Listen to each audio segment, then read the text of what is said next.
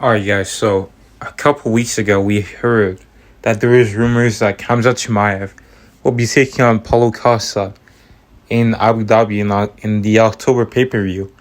And it's been said for a while now that Khamzat was going up to middleweight after the scandal that happened in his last fight where he missed weight by like 7 pounds. Just pretty bad and unprofessional, but it doesn't seem like the UFC is giving him another shot at welterweight, and he's actually now officially a middleweight. Which like, I was not entirely expecting that, because obviously we all knew that he was a weight bully, but I didn't think he was gonna move up to middleweight that fast. There's a point where his coach was like, okay, before that, there's a point where Khamzat was fighting like at welterweight, then he was going to middleweight. Like his first two fights that he did within a week, I think the first was at 170 and the second one was 185, and then he KO'd Gerald Mearshart in 185, and then he got COVID and he fought Li Jingliang at 170, and at that point his coach was saying, yeah, we're gonna focus on welterweight and we're gonna get a title at welterweight first, and then once we get the belt down there, we're gonna go up to middleweight. But it seems like for his own health's sake, he actually needs to get up to that weight class. And that's the problem that I have with some of these guys. Like, they got so much weight just to have an advantage. Yeah, just to have an advantage over their opponents. It's very despicable and it's very dishonorable, but a lot of people do it. A lot of people just cut this disgusting amount of weight just to have a small an advantage over him. And it's not like he was completely walking through everyone. Like, Gilbert Burns almost flatlined and knocked him out several times, and his cardio didn't look the best. Maybe that was because of his weight cut, or maybe it's just because he doesn't have a good cardio. But either way, a lot of questions will be answered at 185. There's actually better matchups and more competitive matchups. He's not going to be ragdolling people like he was doing to Kevin Holland and Li Jingliang.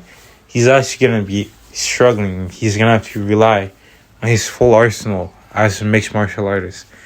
Because, I can see him beating Paulo Costa. That's still, a tough matchup. It's not like you're fighting Gilbert Burns. Well, actually, Costa's, in a way, he's a bigger Gilbert Burns, but his jiu-jitsu is not as good as Gilbert. He can get taken down, and I just think that Costa doesn't have that dog in Gilbert Burns does. Costa's I don't really see it in him compared to Gilbert, but I think Costa is gonna be able to put that pressure on Khamzat, put some combos on him, and get into a serious fight or a competitive fight. And then you got guys like Vittori, who's actually a pretty tough matchup for Khamzat, where Khamzat would have to win it with his striking. And then you got Whitaker, I just don't see how Khamzat would beat him. The thing about Whitaker actually is his chin is not that strong or solid, so Khamzat could have a chance at catching him for an uppercut or a straight. But I just think that Whitaker is defensively sound enough, and his fight IQ is high enough to avoid those big shots and just even get a finish over Khamzat.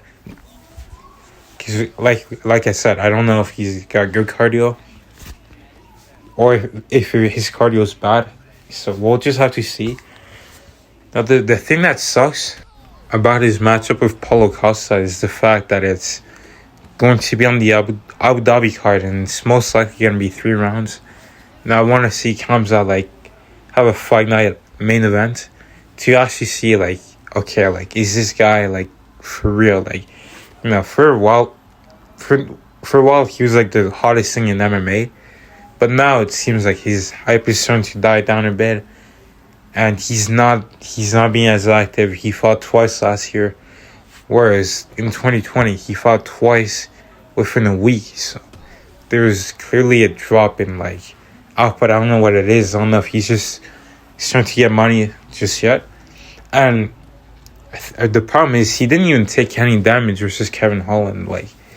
he took no punches in that fight. I'm pretty sure. He could have fought like throughout this whole year, but he waits until October.